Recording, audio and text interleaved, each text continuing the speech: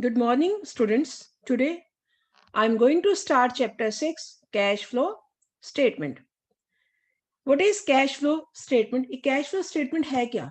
इसमें क्या क्या रिकॉर्ड किया जाता है?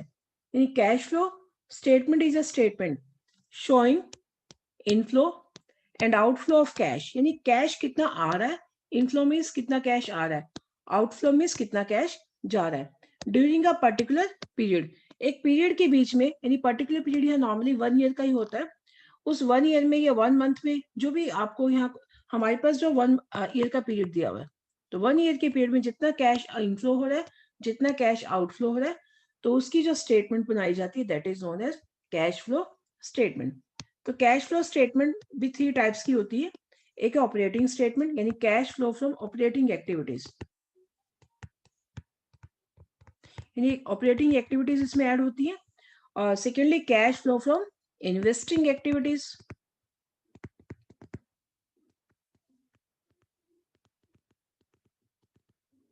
and third one is cash flow from financing activities. इसमें पूरे चैप्टर में 3 टाइप्स की एक्टिविटीज है. ऑपरेटिंग एक्टिविटीज वो होती है जिस चीज का बिजनेस है, यानी सेल परचेज का जिसका भी बिजनेस है, उससे कितना कैश आ रहा है जा रहा है, that is known as operating activities. Second one is investing activities. Investing मतलब इन्वेस्टमेंट हम कहाँ करते हैं, एसेट में. जितने एसेट से पैसा आ रहा है जा रहा है, यानी sale of asset, cash inflow हो रहा है, किसी भी एसेट को बेचा जाता है, फिक्स्ड एसेट को अगर बाय किया जाता है तो कैश आउटफ्लो होता है. तो जितना फिक्स्ड एसेट का ट्रीटमेंट है, नॉन करंट एसेट का ट्रीटमेंट है, वो सारा इन्वेस्टिंग एक्टिविटीज में आएगा. और third one is financing. Financing कहाँ कहाँ से होता है, ऑनर्स फंड और borrowed fund, it mean share holder fund और नॉन करंट लाइबिलिटीज, उसका सारा ट्रीटमेंट किसमें जाता है, फाइनेंसिंग एक्टिविटीज में. यानी अगर कैश जो लोन रेज किया है, लोन ले रही हो, ये शेयर से पैसा आया है तो इनफ्लो, वापस कर रहे हैं तो आउटफ्लो. तो ये 3 तरह की एक्टिविटीज है इसमें, operating, investing and financing activities. Now इसका ऑब्जेक्टिव क्या है, कैश फ्लो स्टेटमेंट प्रिपेयर ही क्यों की जाती है, ताकि पता लगे कि कितना कैश इनफ्लो हो रहा है, कितना आउटफ्लो हो रहा है, ऑपरेटिंग एक्टिविटी से कितना आ रहा है, इन्वेस्टिंग से कितना इनफ्लो और आउटफ्लो हो रहा है, और फाइनेंसिंग से कितना इनफ्लो और आउटफ्लो हो रहा है. तो मेन पर्पज इसका यही है, और एंड में बैलेंस कितना बचता है वो पता लगाना. इसकी इंपॉर्टेंस क्या है, इंपॉर्टेंस वही है जैसे useful for short term financial planning में यूजफुल है, कैश बजट प्रिपेयर करने में यूजफुल है, और कैश रिसीप्ट और पेमेंट कितना आ रहा है, क्या ट्रेंड चल रहा है, उसकी स्टडी हो जाती है. इन 3 चीज के एडवांटेजेस है वो आपको करने हैं. तो आज हम तीनों एक्टिविटीज में से सिर्फ एक ही एक्टिविटीज का फॉर्मेट बताऊंगी, that is cash flow from operating activities. अभी हम सिर्फ एक ही एक्टिविटी करेंगे, cash flow from operating activities. तो सबसे पहले आप यहाँ ऊपर लिखोगे, हेडिंग डालोगे, cash flow from operating activities.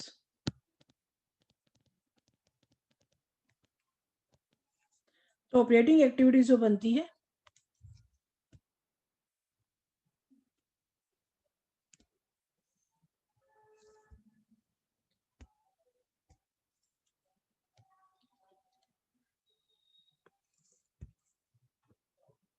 तो इसका फॉर्मेट बता रही हूँ मैं आपको.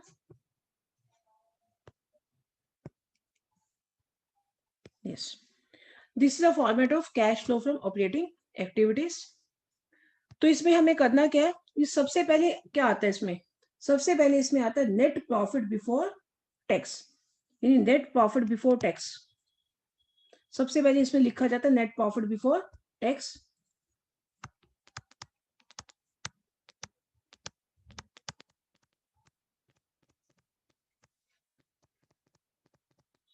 साथ में आपने लिखना है सी नोट नंबर 1. इसको नोट में सोल्व करना है, नोट नंबर 1. तो जब भी आपको ये सबसे पहले लिखना है नेट प्रॉफिट बिफोर टैक्स, सी नोट नंबर 1. यानी नेट प्रॉफिट बिफोर टैक्स कैसे कैलकुलेट होगा, तो सबसे पहले हमें ये देखना है, ये मैं इसको यहाँ पर सोल्व नहीं करना, इसको cash flow from operating activities का पूरा फॉर्मेट बनाने के बाद एंड में जो स्पेस होगा वहां पर सोल्व करना है. तो मैं ये 2 पेज पर तो ये जाएगा अप्रोक्सीमेट, मैं 3rd पेज पे सोल्व कर देती हूँ इसे. यानी आप लिखोगे सबसे पहले नोट नंबर 1 बनाना है हमें, तो हम लिखेंगे नोट नंबर 1,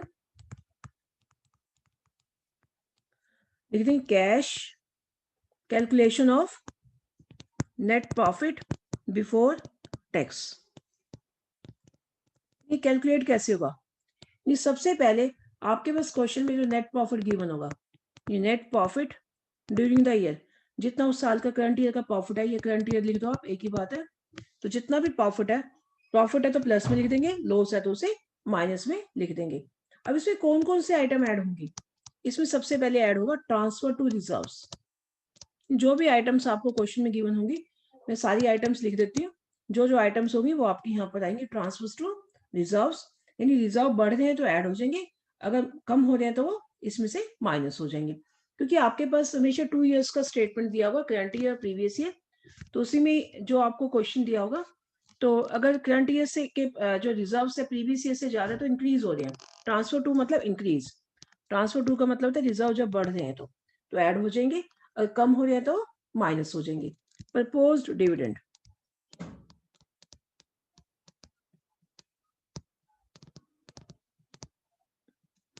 प्रपोज डिविडेंड आपने यहाँ पर प्रीवियस ईयर का लेना है, करंट ईयर का नहीं लेना, हमेशा हमें प्रीवियस ईयर का ही लिखना है। यहाँ 2 इयर्स का दिया होगा, हमें हमेशा प्रीवियस ईयर का ही लिखना है, प्रपोज्ड डिविडेंड। इसके बाद dividend paid, interim dividend paid, ये क्वेश्चन में जो जो आइटम्स गिवन होंगे हम वही वही लिख देंगे। इंटरिम डिविडेंड पेड,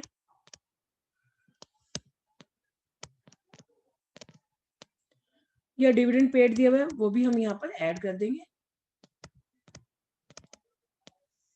तो यहाँ पर कौन कौन से आइटम्स ऐड हो रही है?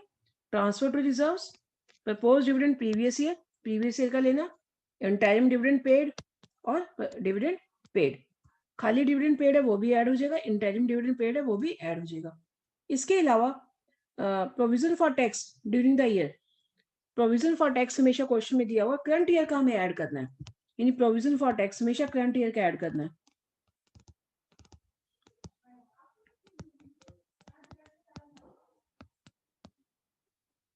करंट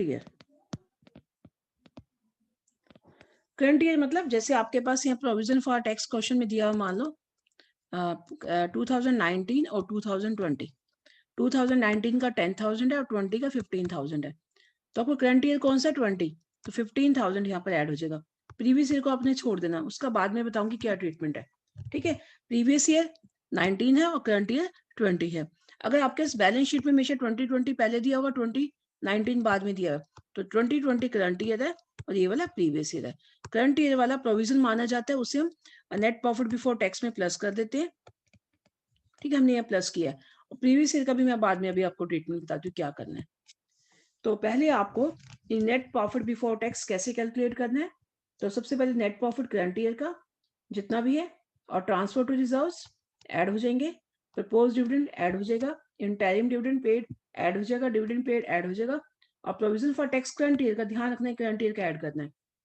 अगर रिजर्व्स कम हो रहे हैं तो माइनस हो जाएंगे, ये ट्रांसफर फ्रॉम रिजर्व्स है तो लेस हो जाएंगे, ठीक है। तो अगर ट्रांसफर फ्रॉम रिजर्व्स है तो क्या कर दोगे, लेस कर दोगे इसमें। फ्रॉम का मतलब माइनस होता है, फ्रॉम मतलब कम हो गए, जो डिक्रीज हो गए, जितने डिक्रीज हो गए क्या हो जाएंगे, माइनस हो जाएंगे। और रिफंड ऑफ टैक्स, कोई टैक्स रिफंड किया वो भी क्वेश्चन में गिवन होगा, तो हम उसे भी क्या कर दोगे, माइनस। ये सारी इंफॉर्मेशन क्वेश्चन में गिवन होगी, मैंने आपको टोटल बता दी, जो जो इन्फॉर्मेशन होंगी अब उसके अकॉर्डिंग एड लेस करके जो ये एंड में आंसर आएगा, इसे आपने इस अमाउंट को कहाँ लिखना है, इस अमाउंट को आपने सबसे पहले जो हमने फॉर्मेट बनाया है, चलते हैं उस पेज पे, यहाँ पर जितनी भी अमाउंट आएगी इसे हम यहाँ पर लिख देंगे इस वाले कॉलम में। फर्स्ट कॉलम ब्लैंक छोड़ेंगे, यहाँ पर सेकंड वाले कॉलम में लिख देंगे, ठीक है। सबसे पहले आपको लिखना है नेट प्रॉफिट बिफोर टैक्स, जितना नोट का आंसर आ गया वो आंसर आप यहाँ पर लिख दोगे। इसके बाद क्योंकि हमने ऑपरेटिंग एक्टिविटीज में क्या आता है, ऑपरेटिंग एक्टिविटीज में हमें फर्म की सिर्फ जिस चीज का बिजनेस ऑपरेशन है उन्हीं एक्टिविटीज को लिखा जाता है। बट जब आपके पास क्वेश्चन सॉल्व होता है, जो पूरा क्वेश्चन आता है उसमें सब तरह की एक्टिविटीज होती हैं, तो आपको जो प्रॉफिट सबसे सारी एक्टिविटीज को माइनस करके दिया होता है, जो ये प्रॉफिट है सारी एक्टिविटीज को माइनस करके दिया हुआ है, तो बट हमें तो ऑपरेटिंग एक्टिविटीज का इनफ्लो और आउटफ्लो बताना है, तो हमने क्या करना है, जितनी भी और एक्टिविटीज है ऑपरेटिंग के अलावा, अगर एक्सपेंसेस है तो वो ऐड कर देंगे, नॉन ऑपरेटिंग यानी ऑपरेटिंग के अलावा जितने भी एक्सपेंसेस है वो ऐड हो जाएंगे, और इनकम से वो माइनस हो जाएंगे। और कौन कौन से आइटम्स है, तो हम यहाँ पर लिखेंगे एडजस्टमेंट्स फॉर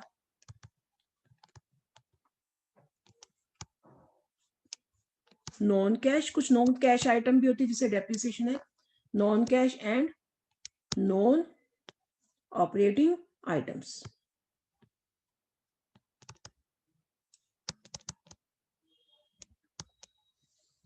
जितनी भी नॉन कैश और नॉन ऑपरेटिंग आइटम्स है उनका ट्रीटमेंट हमें कैसे करना है नॉन ऑपरेटिंग आइटम्स का।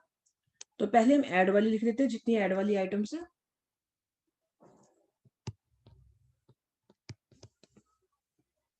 जितनी ऐड वाली आइटम्स है पहले हम उन्हें लिख लेते हैं। कौन कौन सी ऐड वाली, जैसे नॉन कैश आइटम क्या डेप्रिसिएशन है। अगर आपके इस क्वेश्चन में डेप्रिसिएशन गिवन है तो डेप्रिसिएशन को क्या कर दोगे, ऐड कर दोगे। इसके अलावा कुछ और भी एक्सपेंसेस होते हैं, जैसे इंटेंजिबल एसेट्स के जो है डिक्लाइन होती है, फिक्टिशियस एसेट जो राइट ऑफ होती है, तो वो भी सारे इसमें आएंगे। मैं आपको आइटम से बता देती हूँ। जैसे डेप्रिसिएशन ऐड हो जाएगा, प्रीलिमिनरी एक्सपेंसेस रिटर्न ऑफ, ये फिक्टिशियस एक्सपेंसेस है, मिनेरी एक्सपेंसेस रिटर्न ऑफ, वो भी क्या हो जाएंगे, ऐड हो जाएंगे। Discount on issue of, discount on issue of debentures, shares पे तो होता नहीं,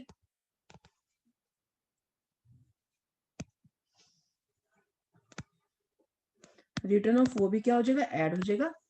इसके अलावा गुड, जितनी भी इंटेंजिबल एसेट अगर कम होंगी तो वो भी ऐड हो जाएंगी, यानी गुडविल ऑब्लिक ट्रेडमार्क और पेटेंट्स।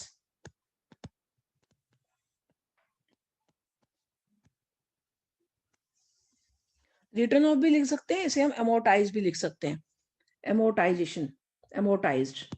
एमोर्टाइज्ड मैंने बताई आपको क्या होता है, एमोर्टाइज्ड होता है किसी की वैल्यू कम होना। इन इंटेंजिबल एसेट की जगह, डेप्रिसिएशन की जगह वर्ड क्या यूज होता है, एमोर्टाइज्ड। तो गुडविल, ट्रेडमार्क, पेटेंट्स, एमोर्टाइज्ड, वो भी हो जाएगा। इसे हम ऐसे बोल सकते हैं, amortisation of goodwill, trademark, patents etcetera.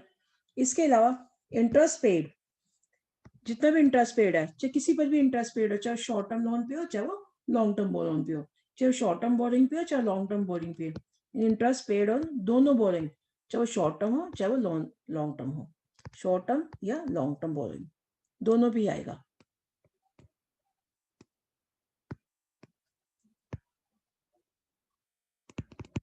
दोनों का ही जो है इंटरेस्ट पेड है वो क्या हो जाएगा, ऐड हो जाएगा। इसके अलावा कई बार शेयर इशू एक्सपेंसेस भी गिवन होते हैं, ये फाइनेंस कॉस्ट है, तो शेयर इशू एक्सपेंसेस भी क्या हो जाएंगे, ऐड हो जाएंगे। इसके अलावा फाइनेंस कॉस्ट है कोई भी, वो भी क्या हो जाएगी, ऐड हो जाएगी। इन फाइनेंस कॉस्ट भी ऐड हो जाएंगे, शेयर इशू एक्सपेंसेस भी ऐड हो जाएंगे। बैड डेट्स रिटर्न ऑफ, यानी वो भी क्या हो जाएंगे, ऐड हो जाएंगे। मैं नेक्स्ट पेज पे चल रही हूँ, हाँ लिख रही हूँ।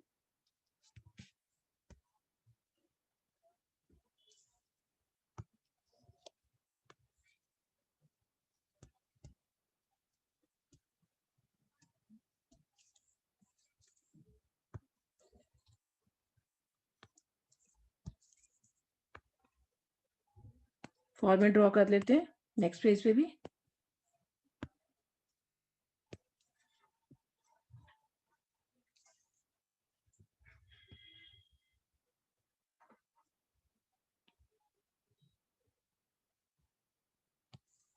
यस, नाउ उसके बाद कौन कौन से आइटम्स है, उसके बाद और आइटम्स है, कौन कौन सी लिखी हमने अभी यहाँ तक, यानी फर्स्ट आएगा फाइनेंस कॉस्ट आ गया आपका, शेयर इशू एक्सपेंसेस आ गया और इंटरेस्ट पेड। और नेक्स्ट आइटम हमारी आएगी, इस भी फॉर्मेट बना देते हैं एक बार, वो नेक्स्ट पेज पे बन गया फॉर्मेट।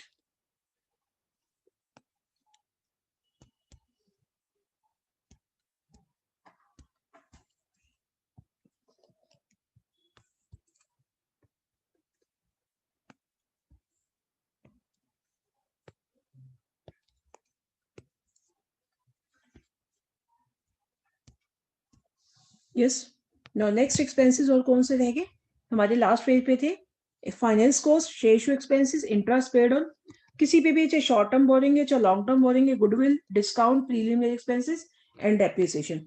इसके अलावा जो और एक्सपेंसेस है वो भी हम लिख देते हैं यहाँ पर, कौन कौन से एक्सपेंसेस और रहते हैं, जैसे loss on sale of fixed asset रहता है, वो भी हम लिख देते हैं यहाँ पर। Loss on sale of fixed asset, ये भी नॉन ऑपरेटिंग है, तो नॉन ऑपरेटिंग एक्सपेंसेस जितने भी होंगे सारे क्या होते जाएंगे, ऐड होते जाएंगे।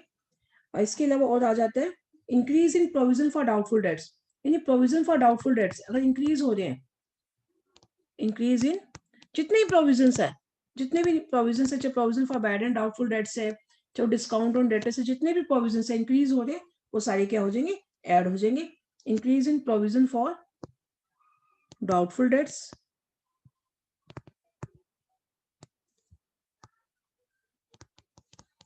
डिस्काउंट ऑन डेटर्स, जितने भी प्रोविजंस है इन्हें हम क्या कर देंगे, ऐड कर देंगे। इसके अलावा बैड डेट्स रिटर्न ऑफ है वो भी क्या हो जाएंगे, ऐड हो जाएंगे।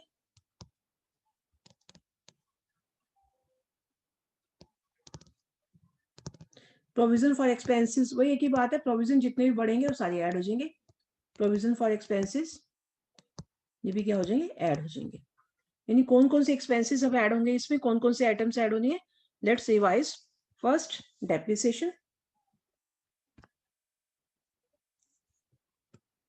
second one is preliminary expenses, third is discount on issue debentures, next goodwill, next interest paid, next share issue expenses, next finance cost, and next loss on sale of fixed asset, increase in provision for doubtful debts, discount on debtors, bad debts written off, provision for expenses। जितने भी non operating expenses और non cash items expenses है वो सारे हमने क्या कर दिए, ऐड कर दिए। तो अब लेस क्या होगा, जितनी भी नॉन ऑपरेटिंग इनकम्स है वो क्या हो जाएंगी, लेस हो जाएंगी। तो कौन कौन सी इनकम्स है, तो जैसे इंटरेस्ट इनकम है, इंटरेस्ट रिसीव्ड हो गया,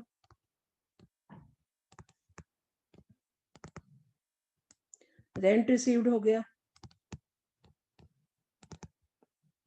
डिविडेंड रिसीव्ड हो गया,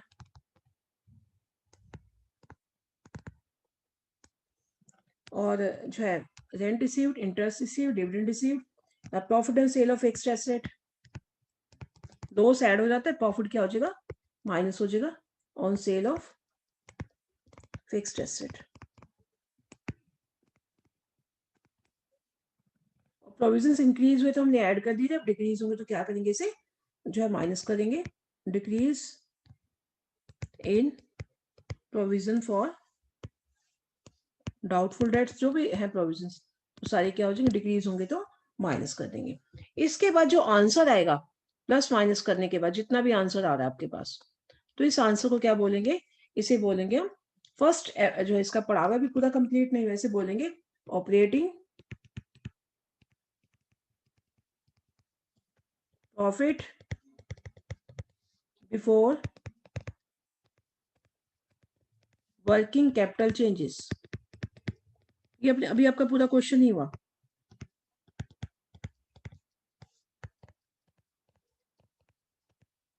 यानी अभी आपका हाफ क्वेश्चन हुआ है। तो यानी फर्स्ट जो पड़ाव है इस क्वेश्चन का वो आ गया operating profit before working capital changes. अब इसका यानी वर्किंग कैपिटल में भी जो चेंजेस हैं वो भी हमने नहीं दिखाए, यानी वो भी हमें अभी दिखाने हैं।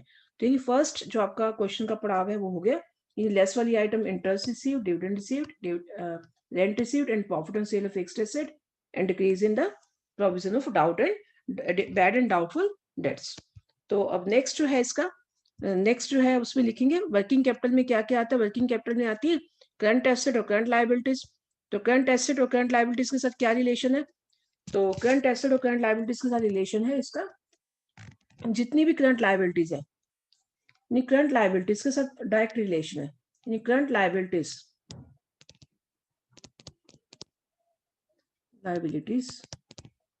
अगर इंक्रीज हो रही है तो उसे ऐड कर देंगे, अगर करंट लायबिलिटीज डिक्रीज हो रही है तो उसे क्या कर दोगे, माइनस कर दोगे।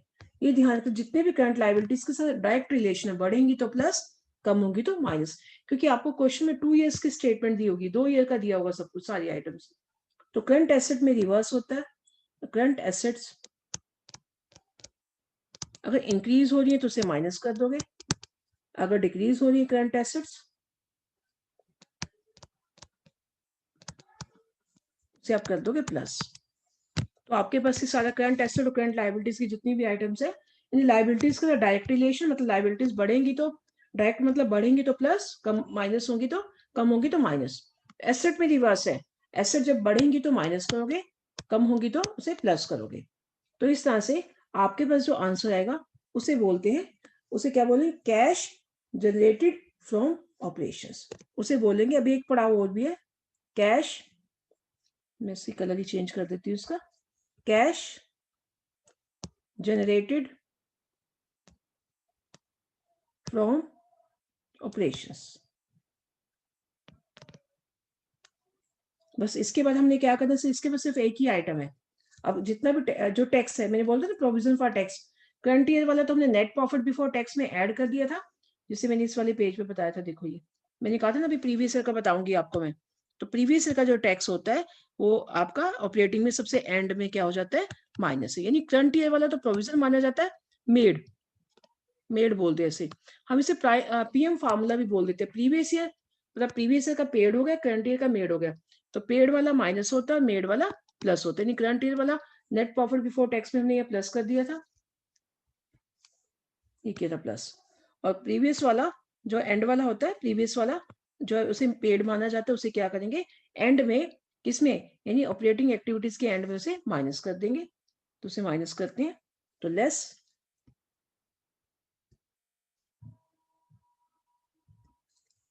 Tax paid. जितना भी टैक्स आएगा वो हम यहाँ पर क्या करेंगे, जितना भी टैक्स बनता है उसे माइनस करके, बस ये भी हमारा आंसर आ गया। और इस आंसर को क्या बोलेंगे, इस आंसर को बोलेंगे cash generated, cash, net cash from operating activities, net cash. हाँ, अगर प्लस में आंसर आ रहा है आपका तो net cash from operating activities,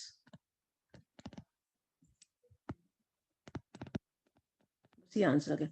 अगर आंसर आपका माइनस में आ रहा है तो फिर कैश आ नहीं रहा, जा रहा है, तो नेट कैश यूज लिख दोगे, या आप क्या लिख दोगे, लॉस्ट लिख दोगे, कुछ भी लिख दो, यूज्ड या लॉस्ट एक ही बात है,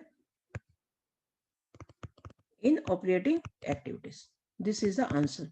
तो आज आपको ये पूरा फॉर्मेट अच्छी तरह से टिप्स पे रिवाइज करना है, और जितनी भी बेसिक थ्योरी है इसकी थ्योरी सारी रिवाइज करनी है, और आपने फॉर्मेट को अच्छे से लर्न करना है, और अपनी नोटबुक में 2 और 3 टाइम्स आपने लिखना है इसे।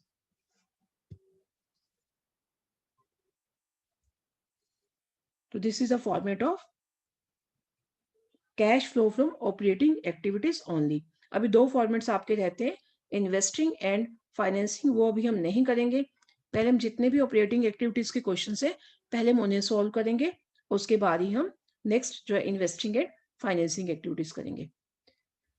Thank you and have a nice day.